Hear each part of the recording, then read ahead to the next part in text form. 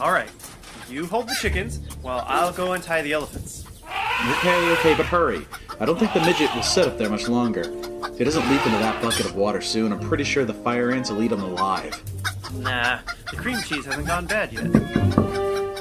Warning, intruder at the door. Thanks, TARDIS. Here, hold these chickens. I'll go see who it is. Stupid chicken. Hello? Hello, is the lady of the house available? Hey, Matt, who is it? Greetings, sir. My name is Clarence Hopegood, and have I got a deal for you? Who is it? I represent the Acme Scaro Widget Company, and today I want to show you the brand new handy Electro Whiz device, which will revolutionize your life. You, sir, have you ever wasted your day with too many chores? Come to think of it, yeah. We've all been there. You spend all day doing laundry when you want to be out exterminating the Time Lords. Drinking with your buddies. Yeah, I really worry that I'm not spending enough time drinking. Watch as the Electro Whiz easily cleans your laundry. Aw, Danny. Let me stop you right there. Clarence, was it? Yes, Clarence Hopegood. Right. Listen, Clarence, we're kind of in the middle of something. We're really not interested in any sort of widget. What about a gizmo? No gizmo. Gadget? No. Doodad? Wait. Sprocket? Stop. Perhaps a handy robot dog? No! Then I have failed. Failed? How? You see, I am trying to make enough money to get somewhere magical. Disney World? Vegas? A bucket? No, somewhere better. Atlanta. Oh, okay, let me get this straight. So, he's a Dalek that wants to go to Atlanta. Oh yes, it is an amazing place where dreams come true. They are a hub of commerce, travel, and culture. You can find something for everyone in the family while in Atlanta. There is the Jimmy Carter Library and Museum, which is a testament to the greatest of American presidents. The Phillips Arena, a thriving downtown, and an amazing zoo. Are you thinking what I'm thinking? Oh, I'm gonna have so much fun at that zoo. Does this Mr. mean... Hopegood, we're going to take you to Atlanta. Yippee! Hang on to your widget, Clarence. We're going to Earth.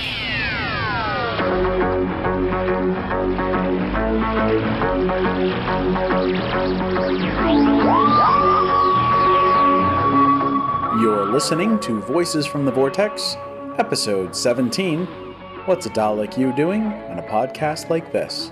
Brought to you Saturday, November 8th, 2014.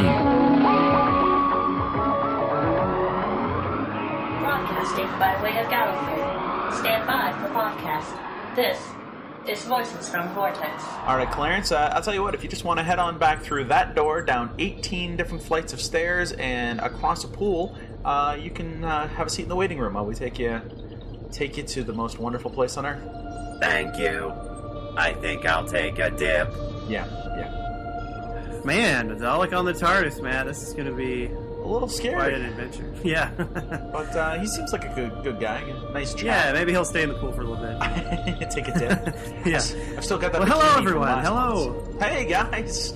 Welcome to the TARDIS. podcast. We've got an amazing podcast for you this month. Seriously, we've got some really cool stuff. Possibly one of the best serials of all time ever recorded by Doctor Who, and we're going to review it, which is Genesis of the Daleks. Yes, it was very interesting to watch. Sort of the culmination in the beginning of the Daleks. So to speak. Yeah. So really cool. Also, we're going to have a Red Carpet Gallifrey interview with a Dalek, as a matter of fact. Yeah, I interviewed a Dalek, didn't I? Yeah, you did. How'd that go for you? You know, let me tell you something. I wasn't the best. Could have been worse. Yeah. But got some good insight into how a Dalek would see post-Time War Gallifrey. So that'll be something to look forward to, I think. Yeah. Also, we got a fan question. Oh, yeah. A good fan question, too. Yes, we do. And you know what, guys? I'll tell you something else. We have possibly the best sponsor who's ever sponsored the show. Yes, stay tuned for that. You know what? I just realized this is a lot of Dalek-themed things for this podcast. Interesting. Hey, hey, Clarence, why so much Dalek going on this month? Of course, this is what we call Dalek Appreciation Month. Everything is all Dalek. What did you think this was? Jadoon Appreciation. Damn space rhinos. Well, you're right, Clarence, and at least you guys get a full 30 days out of it, so. Do you have any towels? Yes, we do. Yeah. Yeah, just over there next to the pool, there's a little cabinet. We keep the towels over there, so. Thank you. My bumps are getting pruny. God, he's gonna leave little Dalek tracks all over the place with the bubbles. Shouldn't have given him Dalek bubble bath. No. It'll be squeaky clean, though. Alright, well, I guess, guys, this is time. We're gonna give you the best looking podcast you've ever seen, so, strap in! Alright. No running by the pool. Slippery when wet. Slippery when wet. Voices from the Vortex is brought to you by...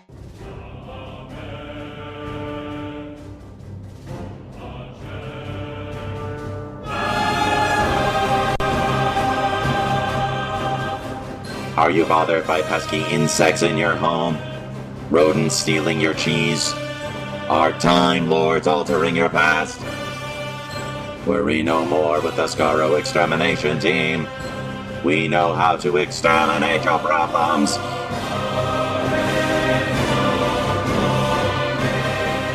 Insects incinerated. Rodents rejected. Time Lords exterminated from time and space.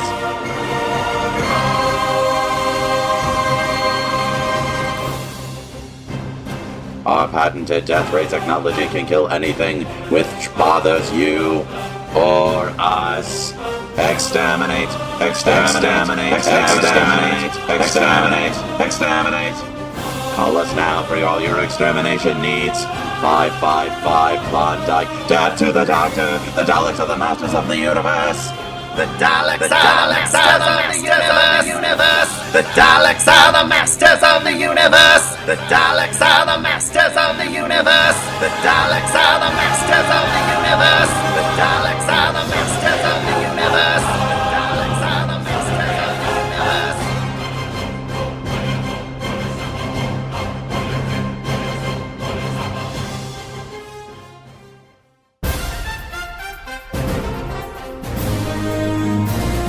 Headlines from Gallifrey.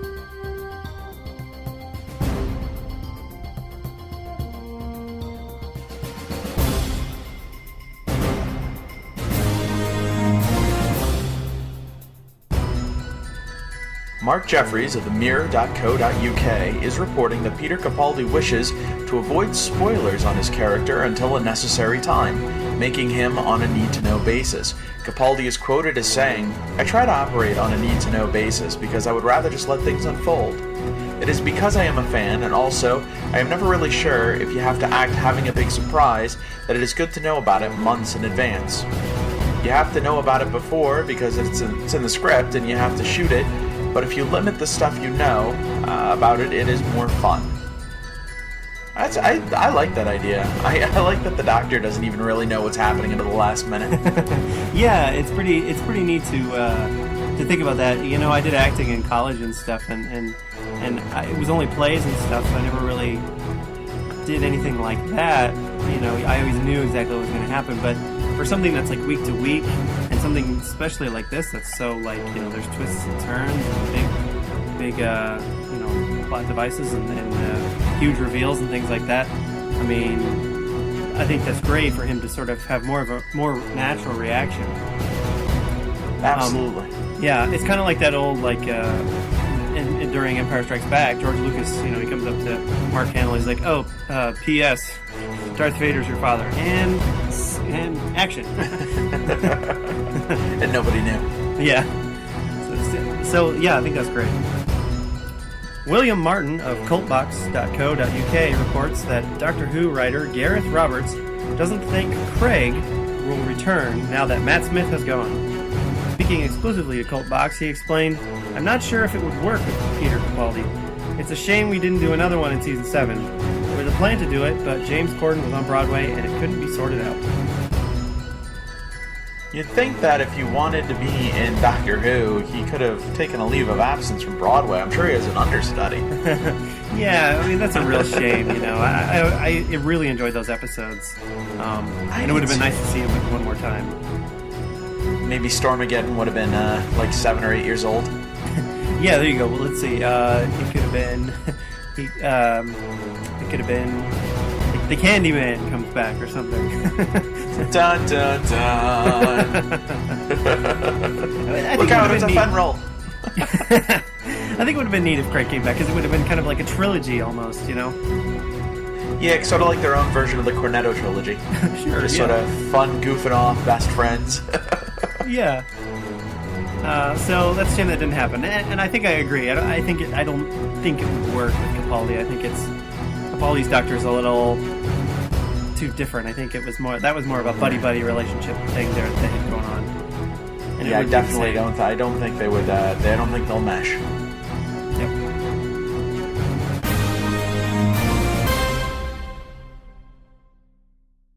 Ooh! Finally, we get to watch some classic Doctor. I'm not sure I'm ready for this. Each one is terrifying, more so than the next. It's okay, buddy. I'm here for you. TARDIS, activate classic Doctor Who tape archive. Holodisc loaded and ready for playback. Taylor, promise me something. Anything, pal. I might cry at the sad parts. Don't judge me. Playback in 3, 2, 1.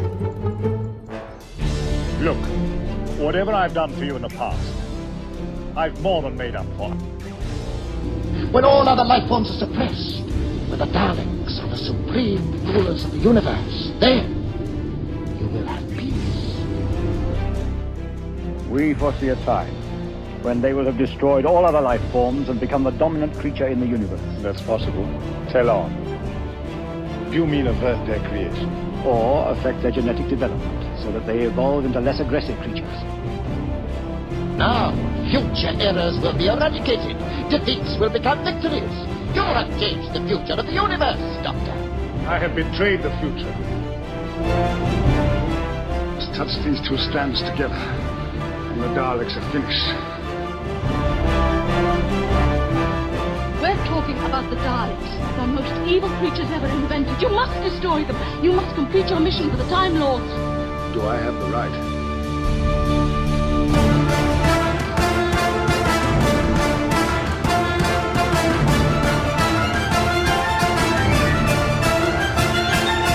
Story for Tom Baker's first season, a direct follow-up to the previous two stories, as the Doctor and companions Harry Sullivan and Sarah Jane Smith travel via teleport to the planet Skaro. There, they are given a mission from the Time Lords: stop the creation of the Daleks, or change their nature so they become more docile and controllable. The story was written by Terry Nation and first broadcast March 8th, 1975. This is by far and wide one of the most important episodes, I think, of Doctor Who. Yeah, and very iconic, too. Right, it is, very much so. Tom Baker sort of became one of the most iconic Doctors, and this was one of his most remembered episodes. Absolutely. Well, his whole first season, which began with Robot, and then went through a series of adventures with Harry and Sarah, sort of culminated in this, and it all sort of built to this. So it was an early version of story arcs. So you're right. I think this episode really this story really defines Tom Baker right off the bat and says, hey, this guy, he's a little bit different, and for lots of reasons. But realistically, this is the origin of the Daleks. Yeah, we really didn't know that much about them. When we first meet them with Hartnell, and they go to the planet Skaro, and there's sort of an ongoing war going on between the Daleks and the Thals, and the Thals were sort of these blonde model, almost Scandinavian-looking Hollister employees. People, yeah, and they were in this battle with the Daleks. You come to find out, they were the two same people on the planet, and the Daleks had mutated to that. So we never really knew, how it gotten there. And then this is how it happened.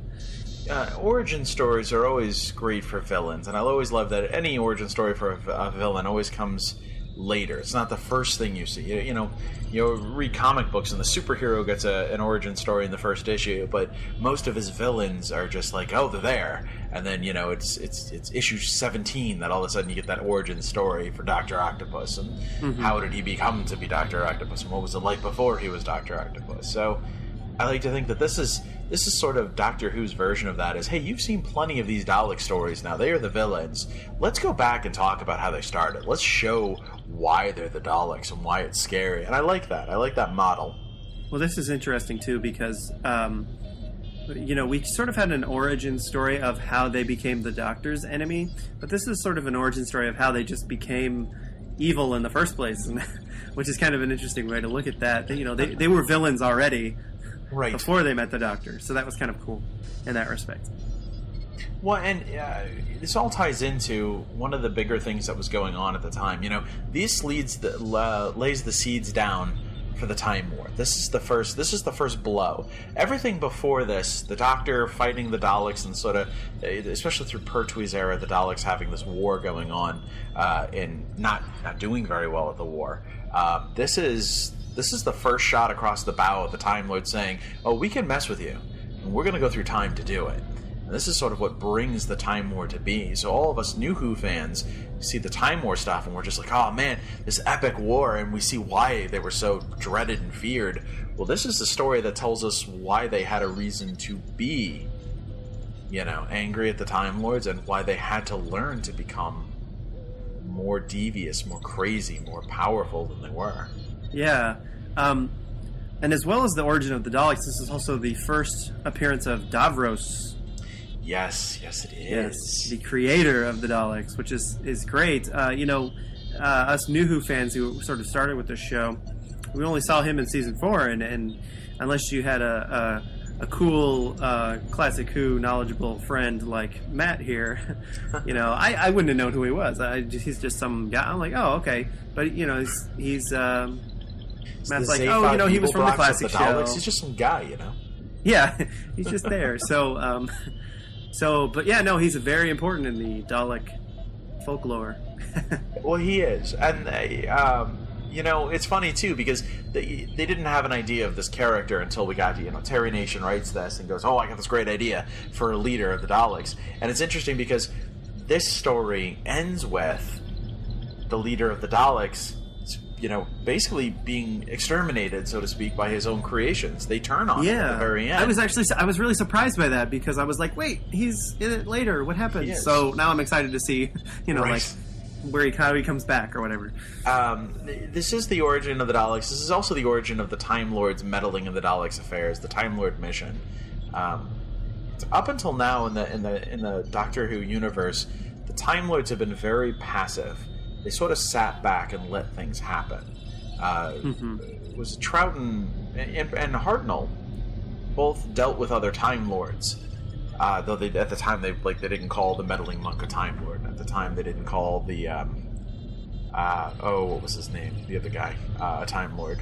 And they didn't call the war game players, the chess masters, the Time Lords, but they all were. They were villains on the same scale, using time and using time power, and they interceded at the very end of Troughton's era, and you don't really get like, they don't do anything. They kind of sit back and let the universe just sort of unfold. And they even got mad when Troughton was doing things. They get super mad at Troughton. Yeah. And then when the Master and Pertwee were fighting constantly for an entire season in every story, it's like they didn't intervene then because they don't want to overstep their boundaries. So this was them stepping in, saying it's time the Time Lords took a step up and said, "Look, we got to do something because it's getting real out there." Time to intervene. and they do. I mean, this story starts off with the Doctor just all of a sudden he's on Skaro. He's just there. Yeah. Actually, he doesn't know. He's like in some rock quarry, obviously. And alien world, thank you. Yes, and he starts there, and all of a sudden some Time Lord in a funny hat comes up, and he's like, "Hey, we have this mission for you. Oh, and by the way, you're here already." Right. So not only are they intervening and they're making the Doctor do this, they're just like, they don't even ask him. They're just like, we're going to make you do it. One of the big themes, I think, at this point in time in the show, you saw the Doctor. You saw the Doctor being a certain way when he was Troughton. You saw him being sort of the intergalactic hobo. And then when he became Pertwee, he worked with the military. He worked with Earth's government. And almost in defiance of the Time Lords, who were his authority, So he became an authority, I think, in a way to combat the fact that he had been caught by his own people. And when you get to this story, Tom Baker, the Fourth Doctor, is a very he's a bohemian Doctor. He's sort of a transient of the universe, citizen of the universe, and has no need for this authority anymore. Which is why this episode was so this story was so layered with themes of the power that the military has over civilians and what civilians have over the military. As you start seeing this sort of dichotomy of the villains are power and they are authority, and the Doctor's not going to be that anymore. Pertwee era is gone. The Doctor's just going to travel. I think that's an important step for Doctor Who, because it changed the direction of the stories. Mm-hmm. Well, and this was near the end of his first season, right? So he's probably they probably get in that sort of that time where they're like, oh, what kind of Doctor is this guy going to be? And this is sort of some of his first adventures, and we're really seeing just how he's going to be and how he's going to act. And this is such a great adventure for him to sort of have to deal with. It's sort of a dilemma for him to have to deal with. And just a great story overall, I think, too. I agree. Very much so. One of the themes of this episode, too, and it's that age-old question: would you kill baby Hitler? Would you? And that's a good question. Yeah. Every one of us wants to say, yeah, we're not going to let Hitler live. But you sort of started asking yourself that if you could go back in time and be in that moment when Hitler was born as a baby, what would you do? Hitler hasn't done anything at that moment. And this Doctor takes that to heart. He understands not just the ramifications of, I know what could happen, but if time can be rewritten, if time can change, then that means that throughout all of the Doctor's adventures, there is no definitive answer to that. Would you go back and kill Hitler? Maybe you can change time. Maybe you can make things better. Maybe you can alter the way it is. And that's more important. Maybe interference at that point in time becomes a necessary evil. Yeah. That scene is so good there when he's got the two wires and he's like, would you do it? And I mean, that's such when I think of Doctor Who, that's one of the scenes I think of, especially thinking of, if I think back to classic Who, and seeing it was just great. And this story, it was about 6 episodes long, and that was the beginning of the very last episode. So, it was kind of, that last episode was really tense, and that just started it off. I absolutely love that scene, and I know I talked a lot about it before we actually watched the episode, and I always worry with some of the classic Who. You don't want to give away too much for some of these stories for someone who hasn't seen it, but that scene is so important, not just in that story, but that is the crux of the story right there. But that scene is so important for all of Doctor Who. Because if you were going to define a man who has knowledge of the gods, who has the power to travel through space and time, you have to give him a moment where he can find a sense of humanity. He has to ask himself the question, if I have the power to do something, do I have a right to use that power?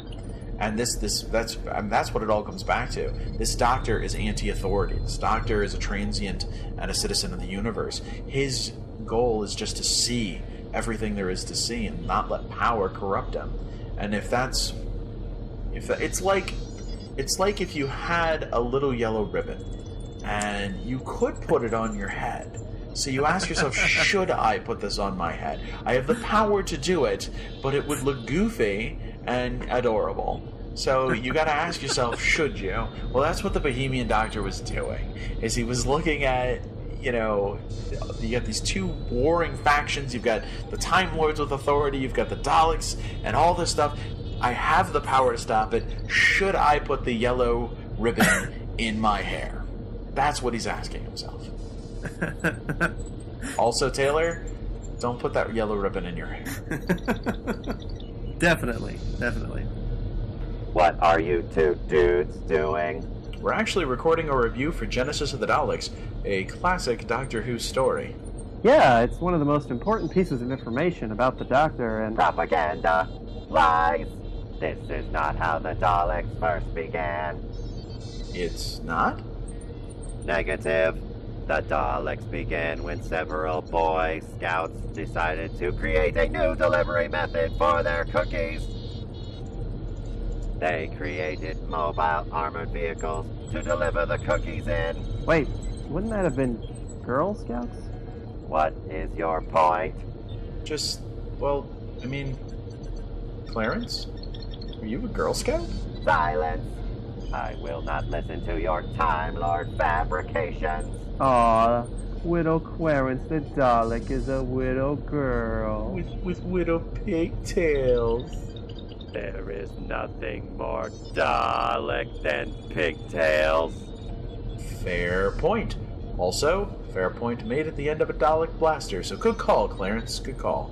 I will go now and seek out other things to do in this TARDIS. I think he's an adorable little Girl Scout. Man. What's wrong? Really wanted some Samoas now. Caramel delights. Right? Anywho. Yeah, so, alright, some of our favorite little nuggets here, favorite scenes. I love, even though it didn't turn out to be what I thought it would be, I love the idea of Muto. They kept saying Muto. The Mutos are out there. Don't go out there. The Mutos are out there. The Mutos come out at night. And I was hoping for some sort of Quasimodo, Frankenstein-type creatures. And they kind of look that way. They kind of looked that way, but they talked normally. I was hoping for, Muto sad. they shuffle into the scene and they're all like, and then immediately they stand up and go, oh dear, it's time for tea. And perhaps we could sit down and have a talk about this. I'm not mutated. I'm just different. One lump or two. One lump or two, sir. We should get our own Muto. He'd be awesome.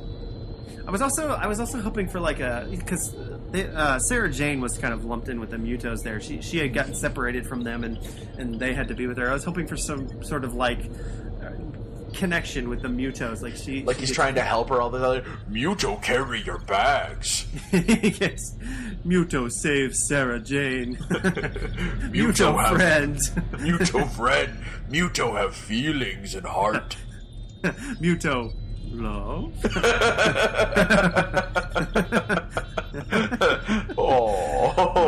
That would have been the best TV show ever. That would have been.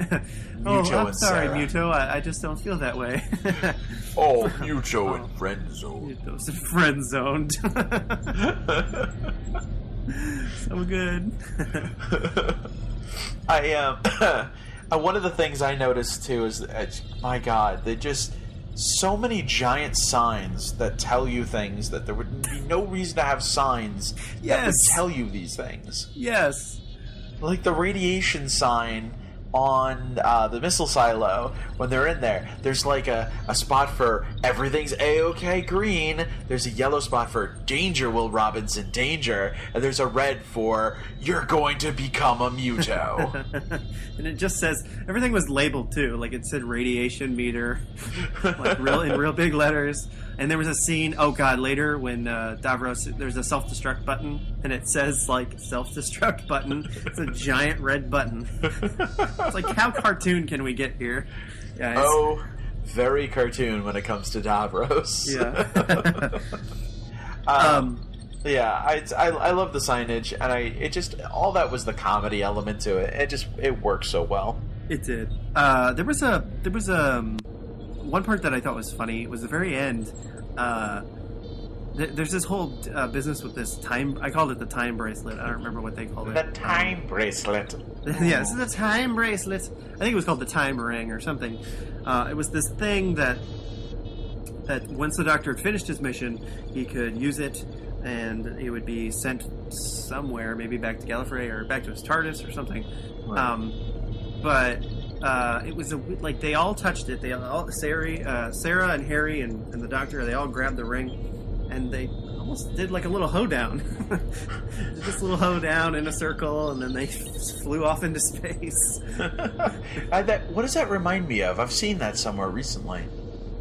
Well, I thought it reminded me of like on Harry Potter, like a port key. Yes, like it was a port key.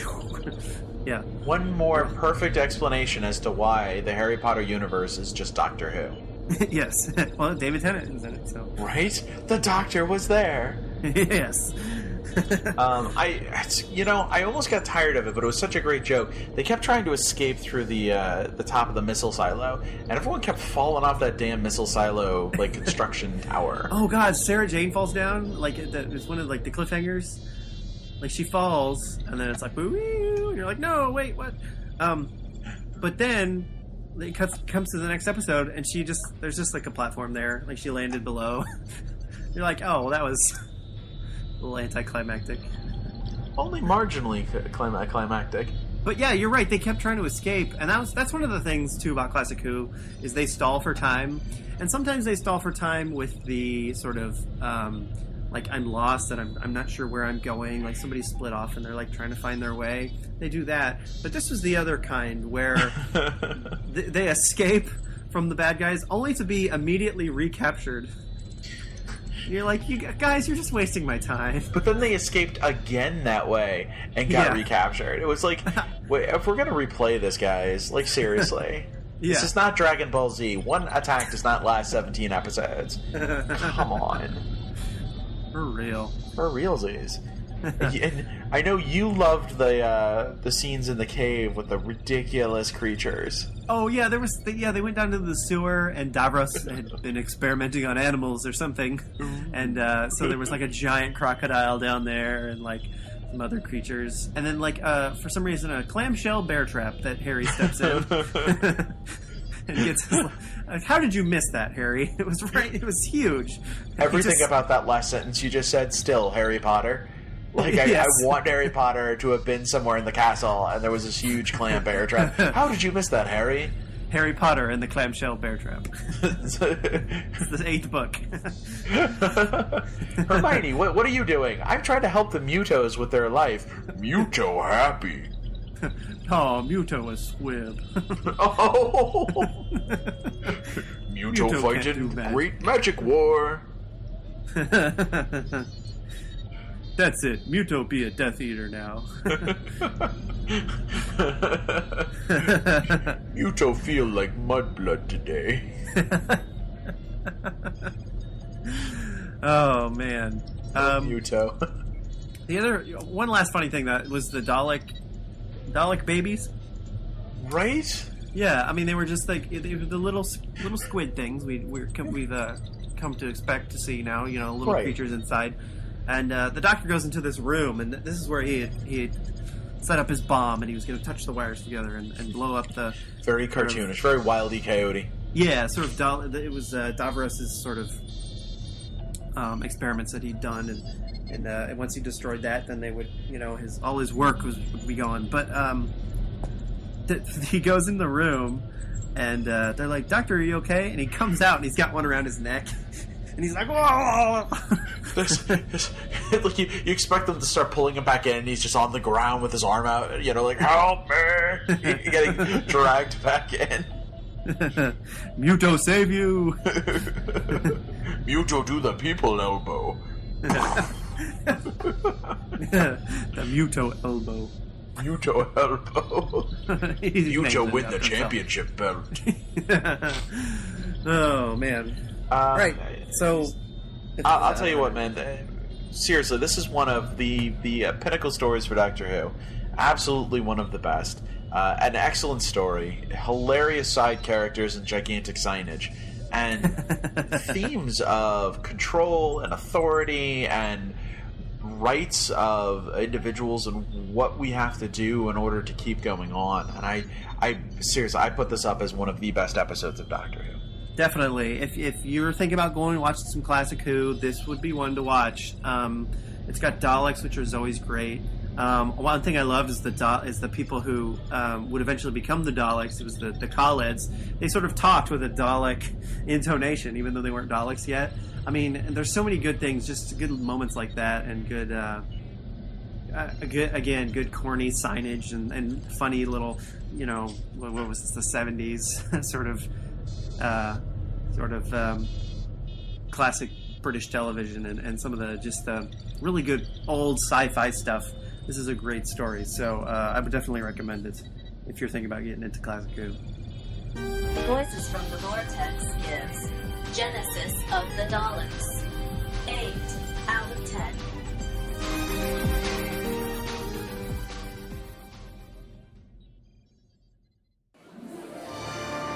Hey everyone, and welcome back to the red carpet here on Gallifrey. With the return of Gallifrey, we're here to see the amazing people and monsters who have been invited to come down and see the Citadel of the Time Lords.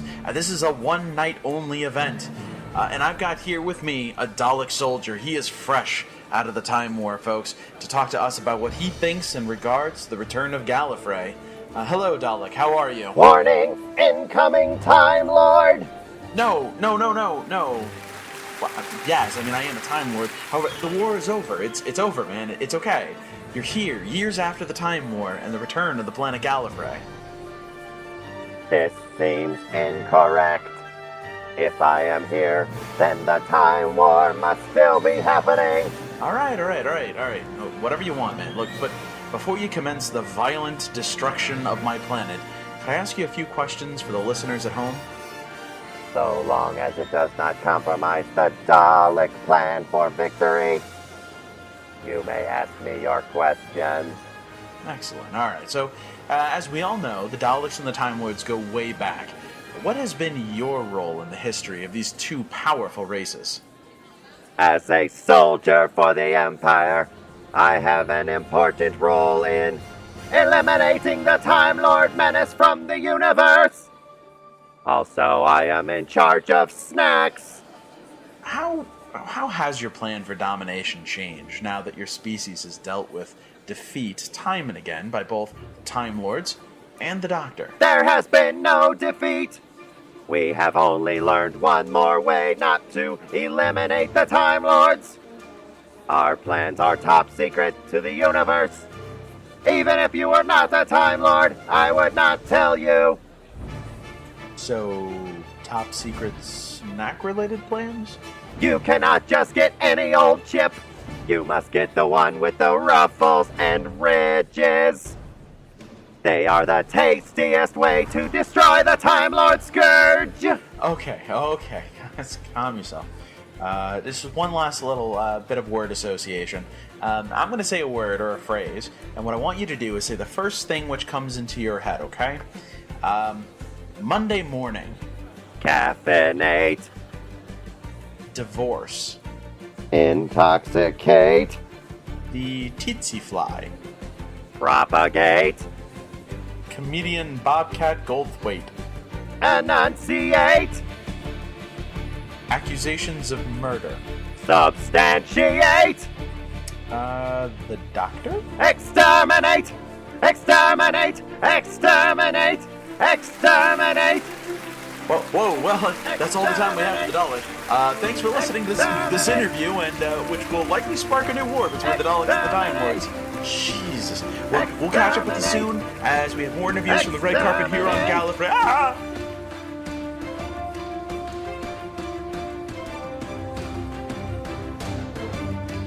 Welcome to the fan question section of the podcast. This is the part of the podcast where what we do is we answer your fan questions. You send us the questions of the things that are burning in your mind, things you want to know from the two dudes of Gallifrey. And what do? Why, we answer them, of course. Taylor, what is this month's question from a fan? This month's question is from Scarlet Amber from Arnold, Missouri. She asks, can the TARDIS really change into anything? And has it ever done that? Good question, Amber. Scarlet Amber. If you actually paid attention to the show, it probably doesn't change into anything at all. It doesn't seem to, ever. No. At least not in New Who. Not that I've seen. No. Can it change into... Yes, the TARDIS is built with a chameleon circuit. That is to say, anytime it lands, it is supposed to take sort of a piece of its surrounding, understand where it is, find the shape which would most likely blend into the background, and then take it. But it doesn't. But it doesn't. It doesn't. Because it broke. The first episode of Doctor Who, way back in 1963, William Hartnell, I think it's actually the second episode, as soon as they time travel to caveman days, the Doctor gets out and he goes, "Oh, it's still a police box. That's odd."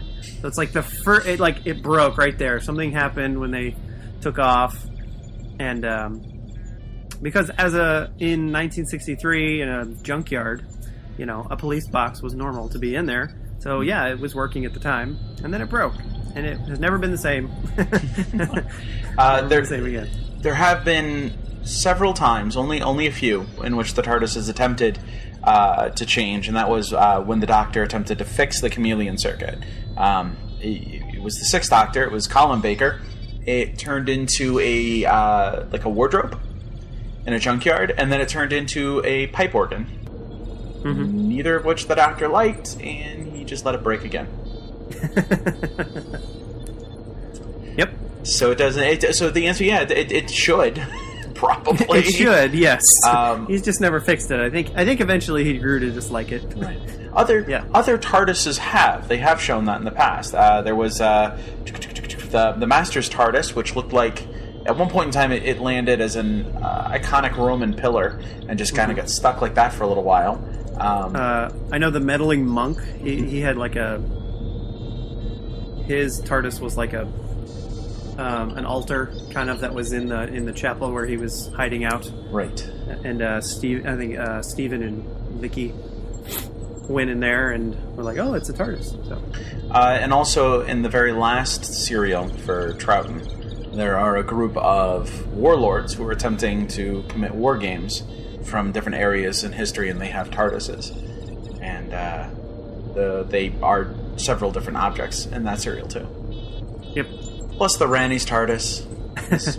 So yeah, it should. Yeah. New Who, the only time we ever see the TARDIS as anything different is, I believe it's the name of the Doctor.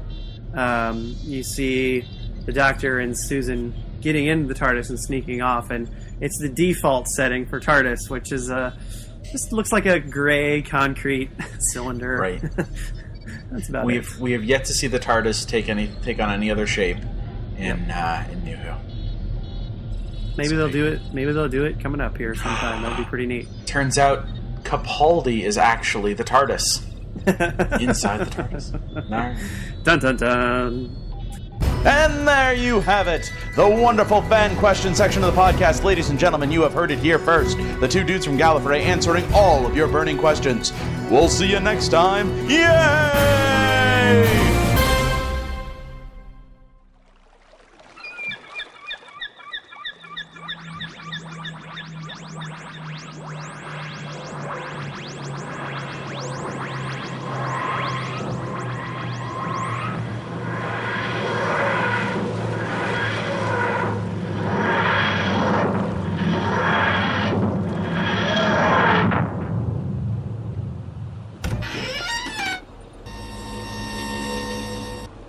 here we are. Welcome, Dalek Hopegood. Welcome to Atlanta. This is not Atlanta. This is a beach. Yeah, well, that would explain a few things. Like the sound of waves and a seagull. Might have missed the mark a little bit. Matt, hurry! The midget is about to jump, and the elephants took the bucket! Oh, crap. Right. Well, Dalek, good luck in getting to Atlanta. No! You cannot leave me here! Daleks freckle in the sun!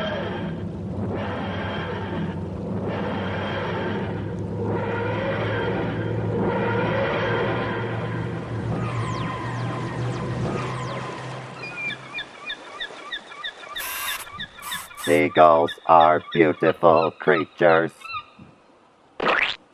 Seagulls are the natural enemies of the Daleks. Exterminate! Exterminate! Exterminate the seagulls! Whew. Crisis averted. The elephants are fine. Oh, The good. midget's alright.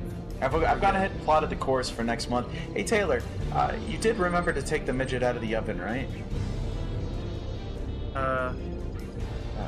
Maybe. Dang it. I'll be right back. Hold on. That is the second midget. I tell you what, we're never going to get our deposits back on them. He's good. He's Oh. good. I just had to flip him over. He's alright. Okay, good. Well, that's good. I was afraid we baked him in another cake. Hey, this was a good podcast, man. It was. I really enjoyed our time. It was nice meeting Clarence. Hopefully he's not too mad. We didn't really quite get to Atlanta, but That wasn't you know. Atlanta? Oh, I guess it wasn't. no. I still looked at the charts. It was some beach. I'm not sure what, but He's fine. you know, We'll hear from him eventually. He'll make it. He'll whatever. You know, we'll see. So listen, thanks for tuning in, guys. Next month we got some amazing stuff coming up, including an old classic Who that we review called Dragonfire. It's a good Sylvester McCoy doctor. Yeah. I think you guys will really enjoy it. Yeah, we'll have more fan questions, and Well, of we'll course. send those in. And also, we will have Gallifrey. Still, Yes. last one. We'll have lots of interviews to look forward to. So, This is it. Let's pull the lever. Let's push the switch. Let's get this baby rolling. okay, can I pull the lever? Yeah, but only if I can tell the midget it's time to jump. Okay. Jump! Woohoo! Let's do this. Pull the lever, Kronk.